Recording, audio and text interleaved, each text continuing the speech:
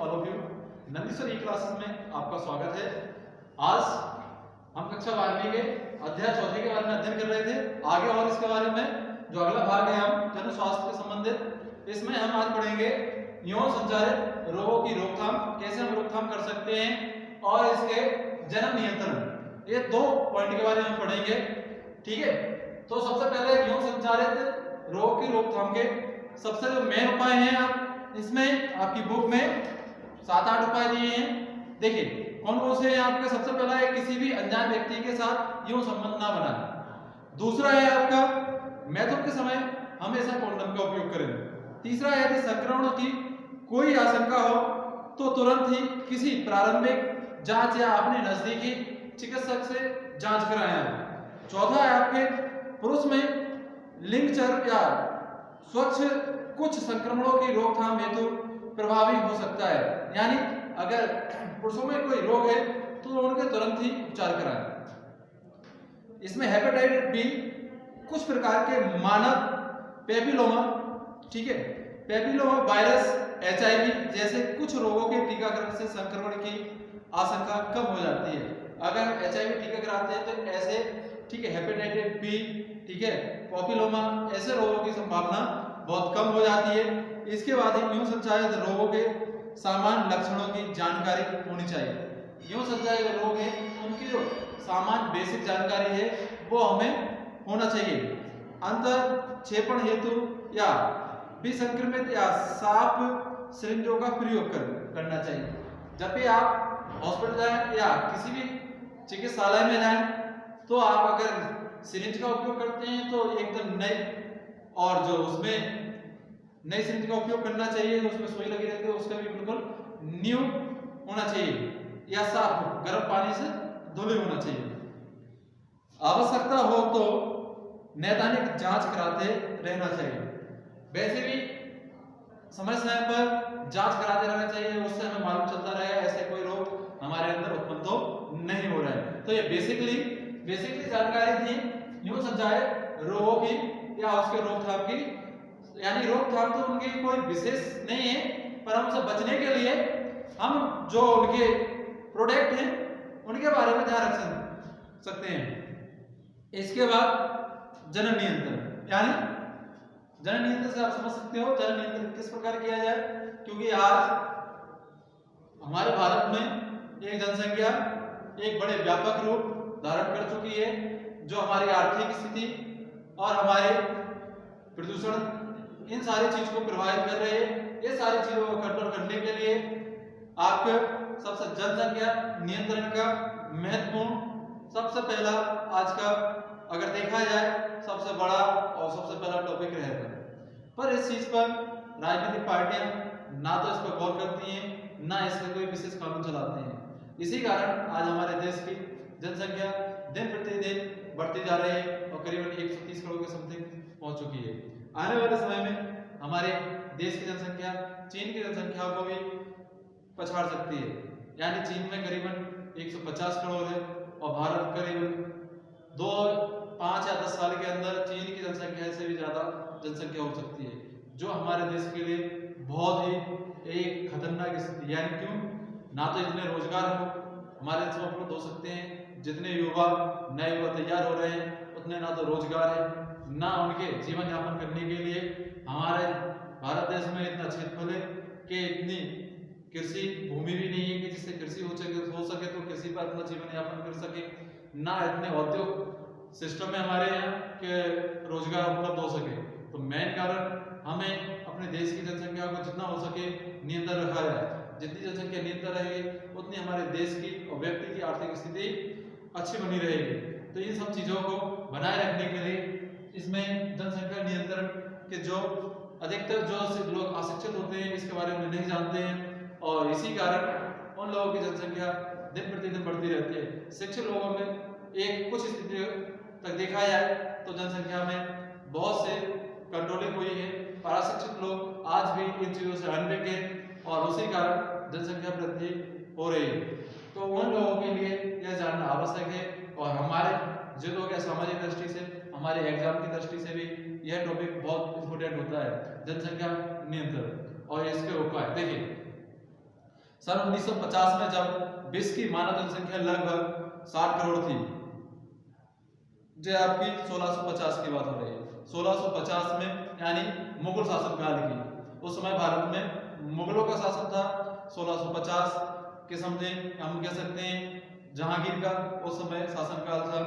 उस समय की बात है जब पूरे भारत क्या यह पूरे विश्व की बात हो रही है, पूरे विश्व की लगभग 60 करोड़ जनसंख्या थी। सोचिए 1600 में करीबन आज 500 सालें हुए हैं।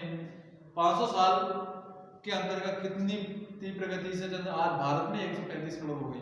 कहाँ पूरे विश्व में सिर्फ 60 करोड़ जनसंख्या थी 1650 में, तो 60 करोड़ थी। तब इनकी घातक प्रावस्था प्रारंभ हुई और मानव जनसंख्या में तीव्रता से वृद्धि होने लगी। वर्ष 2007 में विश्व की जनसंख्या लगभग 7.6 अरब यानी 760 करोड़, पूरे विश्व में 760 करोड़ जनसंख्या। 2017 के जो आंकड़े देखे जाए उन आंकड़ों के अनुसार पूरे विश्व में 760 करोड़ जनसंख्या हो चुकी है।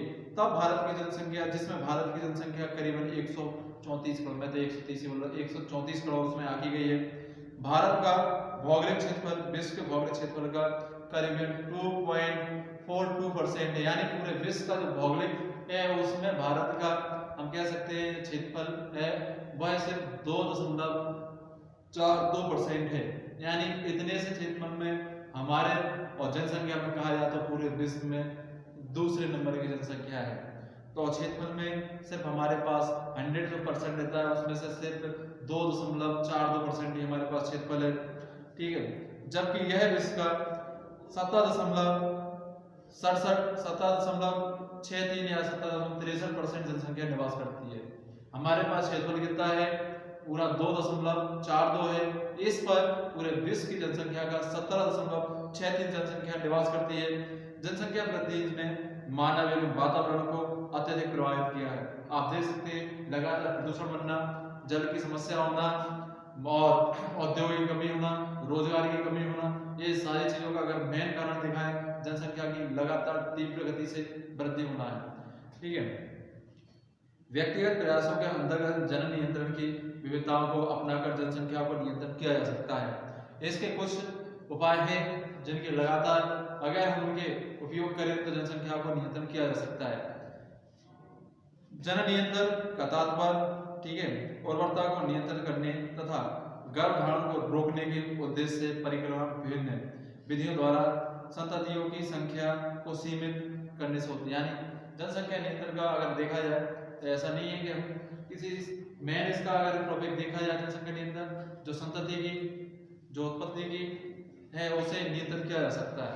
जो लगातार संतति उत्पत्ति में वृद्धि हो रही है उसे नियंत्रण किया जा सकता है और उसे नियंत्रण करने के कुछ विशेष उपाय भी हैं जिन्हें अधिकतर शहरी लेवल पर अगर देखा जाए तो अधिक उपयोग होता है। आज भी गांव लेवल पर उनका बहुत कम उपयोग होता है। इसलिए आज भी शहरी लेवल में जो पढ़े लिखे व्यक्ति हैं उनमें जनसंख्या नियंत्रण के बहुत से हम देखें तो कुछ हद तक कंट्रोल हो चुकी है।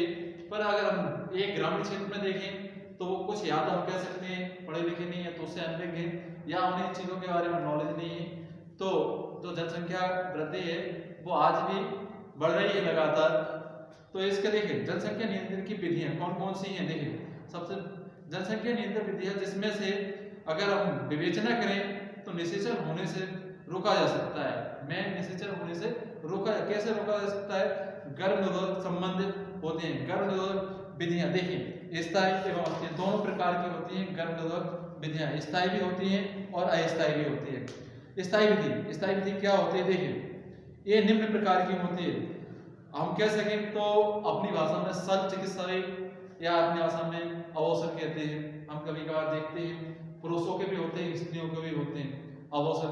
उनके माध्यम से देखिए अवसर की विधि क्या होती है आपकी, यह बंदीकरण स्थायी एवं निश्चित जननित्य प्रदान करती है। यानी हमारे एक या तो जितने भी बालक या बालिका हैं उनके बाद हम अवसर करा सकते हैं और जनसंख्या पर अपने देश के नियंत्रण कुछ हद तक कर सकते हैं। इसके लिए देखिए पुरुष में वैक्सेक्टोमी और महिलाओं में ट्यूबेक्टोमी कहलाते हैं। इसमें एक छोटी सी शल्य क्रिया होती है।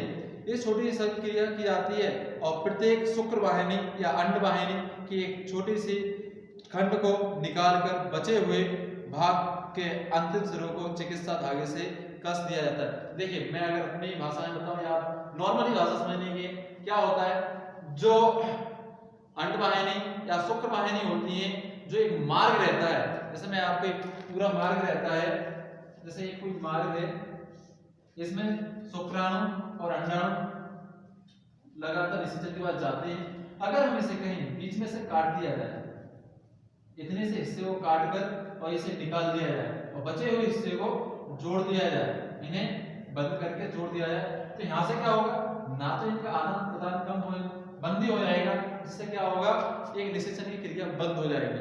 तो ये नॉर्मली है, बहुत छोटा अबोर्शन होता है, कोई बड़ी विधि नहीं है, सब चिकित्सा की है, चिकित्सा क्रिया बहुत छोटी सी विधि है, इसके ये स्थायी विधि है, यानी इससे फिर आगे भविष्य में करीबन 99% इसमें बच्चे उत्पन्न होने की कोई संभावना नहीं होती।